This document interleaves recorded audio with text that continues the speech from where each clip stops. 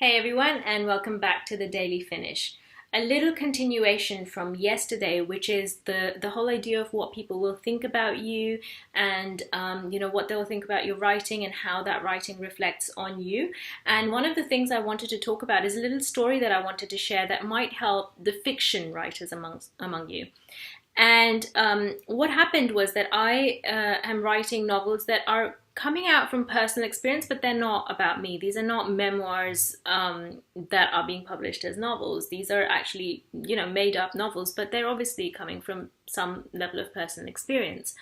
Um, and so when I was in the first draft of the first one, not in the first draft, in almost the final draft of the first one, there was a point at which there was this massive level of resistance within me.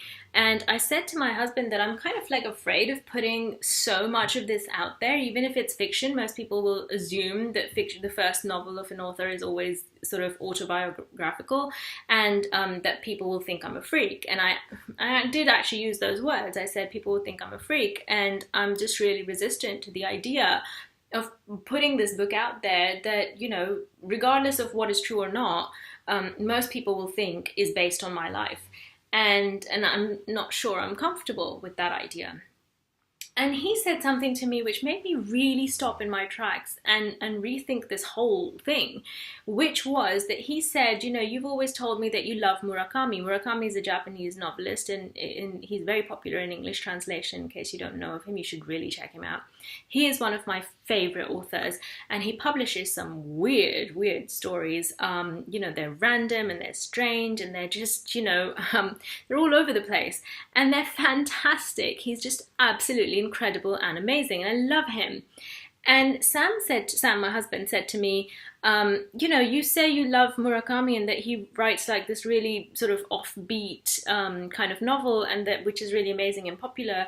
And so what do you think about that? And I was like, well, what do you mean? What do you think about that? Murakami's Murakami. Murakami's amazing.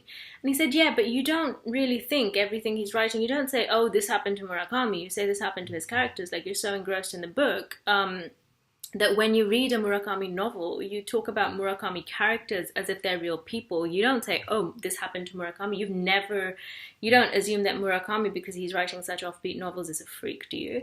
And, that is completely true. Those novels, when I read them, I never think of Murakami. As much as I love the man, I never think of this must come out from Murakami's experience, or this must have come out from that. I'm not thinking about anything at all. I'm just being entertained by reading a really good book. I'm not really overthinking Murakami the way probably Murakami is overthinking Murakami, because why would I?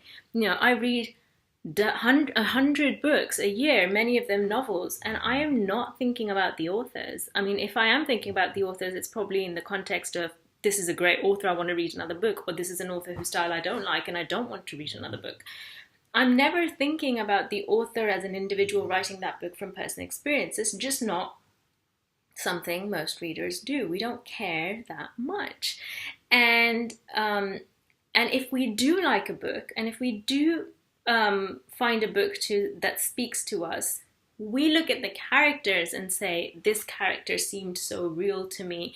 This character had this problem. I mean, when we talk about, Netflix shows or movies or TV shows or books, we talk about the characters as if they're real people. We never say, oh, this is the author.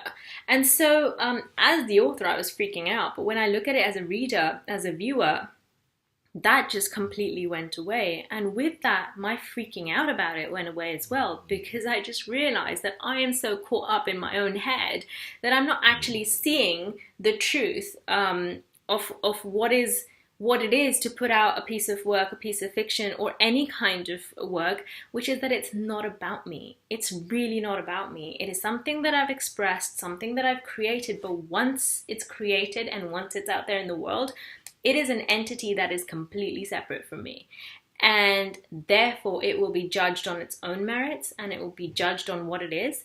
And I will be judged as its creator, but its flaws are not my flaws. And its weirdness is not my weirdness. And if it's um, if it feels to people that it's weird and strange, that's something I've created and that is not who I am. And the only person who thinks that is me. And so I just wanted to put that out there for those of you who may have had similar struggles and issues of being so close to a piece of work that you think it defines you or that it represents you. And I just want to say that it doesn't. You are going to have an entire body of work. You already probably do. And the whole thing represents you. It is not you. And it is, again, it is your work, it is your creation, but it is not a reflection of who you are as a person. And people, readers, do not look at it that way. And also, even if they did, most people don't have that kind of time to care. So that is really liberating and freeing if you understand that and accept that. So I will leave it there, and I will speak to you again tomorrow. Bye.